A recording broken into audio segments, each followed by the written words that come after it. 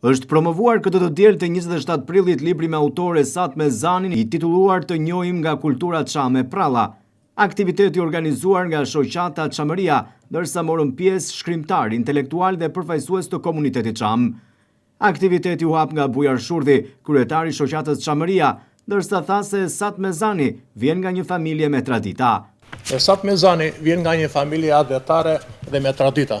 Popullsia shqiptare e Çamërisë që u shprëngull me genocid, me vrasje, me dhunë. Ne erdhëm këtu ku jemi sot edhe gjetëm dhe me vete ne morëm kulturën tonë, morëm traditën tonë, morëm historinë tonë, të cilën autori e ka hedhur në librin e tij në mënyrë shumë të traditës. Vetë autori e Satme Zani theksoi se vendosi që kujtimet e tij t'i jeth në letër dhe t'i botoj.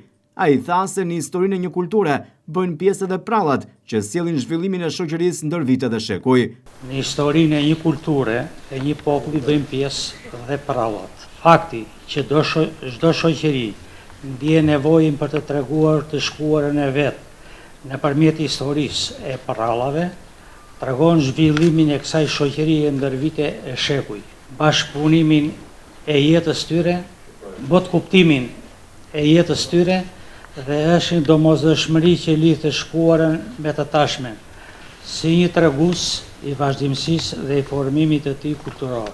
Ka përshëndetur aktivitetin edhe kandidati për deputet i Partisë për Drejtësi, Integrim dhe Unitet në qarkun e Vlorës, Skënder Muço. A i tha se kjo vepër është një testament i gjallë i kujtesës historike.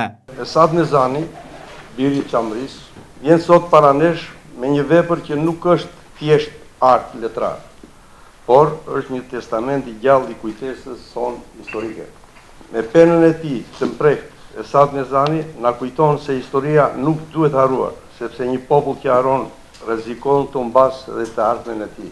Si përfaqësues i PD-s, një forcë politike që ka në themel mbrojtjen e së vërtetës çame dhe kërkesën për drejtësi, dua të theksoj.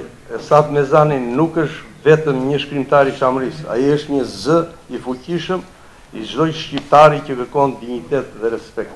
Ky libër është një thirrje për të mos harruar, është një ftesë për të qëndruar të bashkuar, për të luftuar me dinjitet për të drejtat tona, me fjalën si armë dhe me të vërtetën si udhërfyes. Referuesit theksuan se kujtimet njerëzit nuk duhet i harrojnë. Çamëria e vitit parë, numri 1, më datën 23 mars 1991.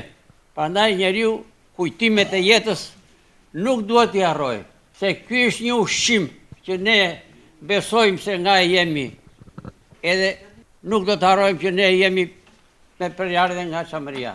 Sido që të jetë puna, çdo njeri duhet të kujtojë jetën, duhet të kujtojë se përndryshe na humbet ajo, si thuash, përardhja jonë, baza e jetës tonë, se ne kemi jetuar me vështirësi të mëdha në shumë kohë të jetës, që nga shekulli i kaluar deri më sot.